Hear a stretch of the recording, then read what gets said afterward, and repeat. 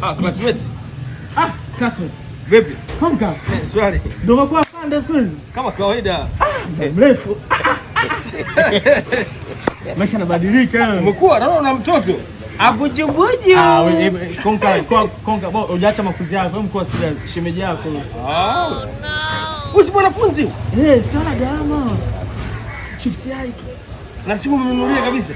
Nimemnunulia simu hii. Hebu acha masiala. Unafichaga wapi? Naficha kwenye godoro. Kwa juu nimemnunulia simu. Havina gharama hizo. Sasa sikiliza. Hilo ni kosa ambalo umelifanya. Cha kufanya hapo kwa sababu ni classmate wangu. Yaani pingu unavaa mwenyewe. Hebu acha masiala bwana. Mkaa hapo. Kaa hapa tuzungumze. Zamani tena. Bwana sikia acha masiala mkaa bwana hapo Konka bwana. Yaani za maisha utasikia kutoka jela. Konka, kwa serious bwana. Unajua kesi ya mwanafunzi? Najua si miaka 30. Yaani makamano ndikiwa 3, namba ya kulia unaongeza wewe. Sasa sikaa hapo basi. Siwezi kukaa bwana. Hebu vaa pingu mwenyewe bwana. Unaacha masiala bila shemeji yako unafanya jisikiaje? Bado unamwona shemeji? Abujubuju mtoto huyu mwanafunzi. Sikia ana shoga yake nitakupa. Hii ni maajabu. Yeye ni kwambia kitu kimoja. Yaani hapa mimi siwezi nikakuacha hivi hivi. Kwani unijui mimi?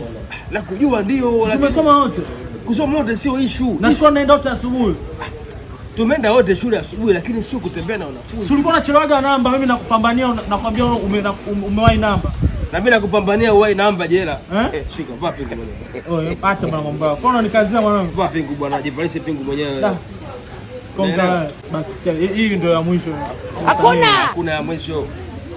Wewe sikiza vaa pingu bwana. Konka unakumbukaje ulikuwa uelewagi masa basi unakupigisha pindi wewe. Na mimi nakupigisha pindi kutoka jela, vaa pingu bana. Kweli. Niende nyumbani.